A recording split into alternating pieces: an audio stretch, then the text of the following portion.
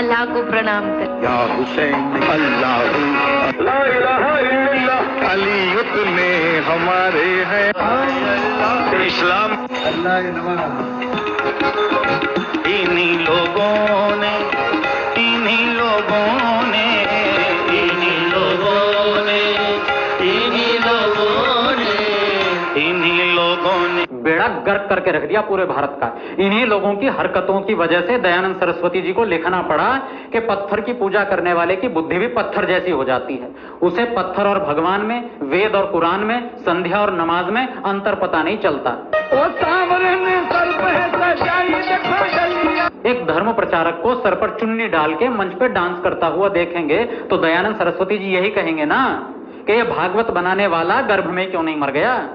नमस्ते मित्रों, मैं प्रभाकर और आप सबका स्वागत है हमारे YouTube चैनल में। मित्रों, इस दुनिया में यूरिया बेचना कोई अपराध नहीं है, लेकिन दूध के नाम पर यूरिया बेचना अपराध है। कंकड़ पत्थर बेचना तक अपराध नहीं है, लेकिन अनाज के नाम पर कंकड़ पत्थर बेचना अपराध है। ठीक उसी तरह से व्यापार करना भी कोई अपराध नहीं है, लेकिन धर्म के नाम पर, धर्म प्रचार के नाम पर व्यापार करना अपराध है, गलत है। और इस अपराध को आजकल के हमारे कथावाचक, भागवत वांचने वाले धड़ल्ले से कर रहे हैं। और जिस धड़ल्ले से ये काम चल रहा है, जिस स्तर पर ये व्यापार चल रहा है, आने वाले दिनों में दुनिया में आदमियों की संख्या कम, धर्मों की संख्या ज्यादा हो जाएगी।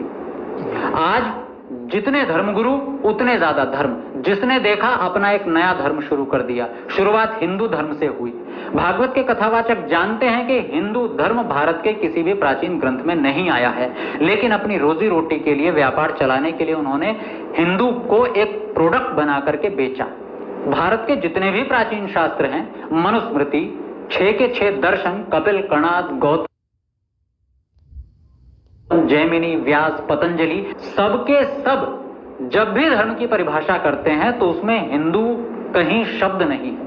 लेकिन इस सब को जानते हुए ये लोग हिंदू को एक प्रोडक्ट के नाम पर बेचेंगे।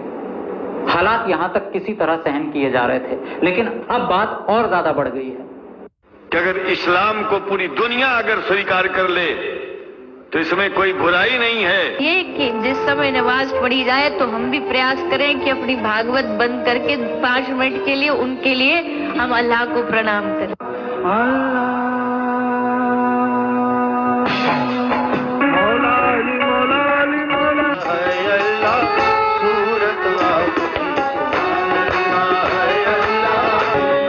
या हुसैन या हुसैन या हुसैन या हुसैन अल्लाह अल्लाह अल्लाह ला इलाहा इल्लल्लाह।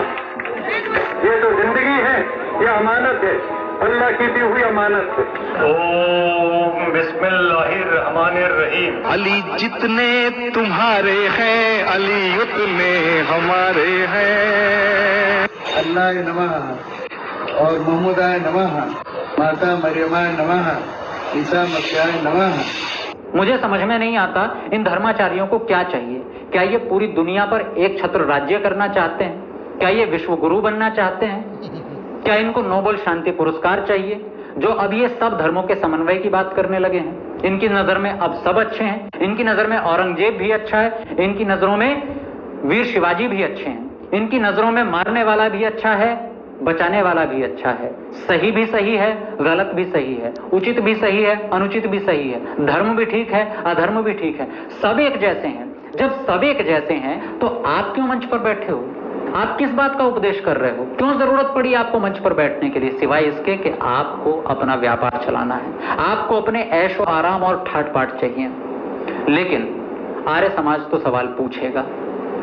अभी दुनिया में आर्य समाज नाम की संस्था मरी नहीं है, और जब तक दुनिया में आर्य समाज है वो सवाल आपसे पूछता रहेगा, आपसे जवाब लेता रहेगा। मेरा आर्य समाजियों से निवेदन है कि आपने सवाल पूछे, आपको संतोषजनक उत्तर नहीं मिले, लेकिन बापूजी ने स्वीकार कर तो लिया। मैंने कहा मैं लाता नहीं, अली मेला मुझसे बोल रहा है। मेरी समझ में नहीं आता कि बापूजी के अंदर से निकला कैसे। क्या अंदर मोहम्मद बैठा है? क्या उन पे आयतें उतर रही हैं? क्या अंदर कोई कंपोजर बैठा हुआ है जो गाने को कंपोज कर रहे हैं, म्यूजिक भी दे रहे हैं, लिरिक्स भी दे रहे हैं, और एक गाना निकल के आ रहा है, मौला अली मौला अली। लेकिन आपने सफाई दी, उसी तरह से देवी जी ने भी सफाई दी। पूरे आधे घंटे का वीडियो यही बताता है कि आप सीधे सीधे स्वीकार नहीं कर पा रहे, लेकिन पता आप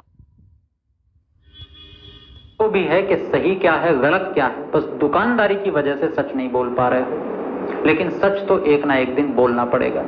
हालांकि आप पूरा सच बोल कैसे पाएंगे?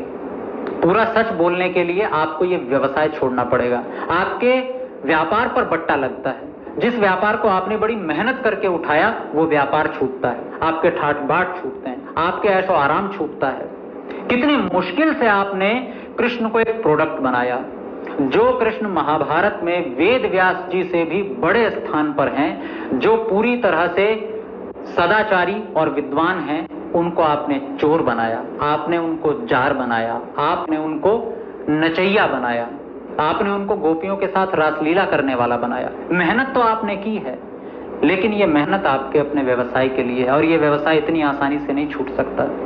आपने बहुत पापड़ बेले हैं। आपने सही को गलत बताया, गलत को सही बताया, धर्म को अधर्म बताया, अधर्म को धर्म बताया। आपने ये जानते हुए भी कि हिंदू नाम की चीज पुराने शास्त्रों में नहीं मिलती है, हमारे शास्त्रों में वैदिक धर्म के अतिरिक्त कोई धर्म नहीं है, लेकिन फिर भी आपने भागवत को और भागवत के विचारों को वैदिक धर्म के नाम पर परोसा। मैं आर्य समाजियों से निवेदन करता हूं कि इतनी जल्दी नहीं छुड़वा पाएंगे आप, इतनी जल्दी सच नहीं बुलवा पाएंगे। ये सच बोल कैसे सकते हैं? अगर इन्होंने सच बोल दिया तो इनकी रोजी रोटी जाएगी, उसकी जिम्मेदारी कौन लेगा? इनका जो सम्मान, जो इन लोग इनको आजकल पलकों पर बैठाए रखते हैं, वो धड़ाम से नीचे गिर जाएगा, उसकी जिम्मेदारी कौन लेगा? इनकी दक्षिणा 5-10 लाख से 5-10 हजार पर आ जाएगी, उसकी जिम्मेदारी कौन लेगा? रोटी का सवाल है, इज्जत का सवाल है, ठाट बाट के सवाल हैं।